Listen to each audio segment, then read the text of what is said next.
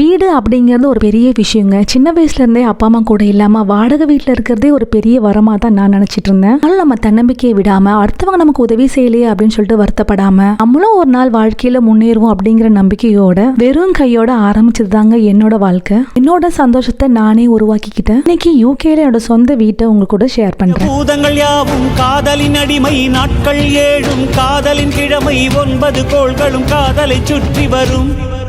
மரம் ஏற ஏணியை தந்தால் மலையில் ஏறி கொடியேற்றும், குண்டூசி கையில் தந்தால் கிணறே தோண்டிவிடும்.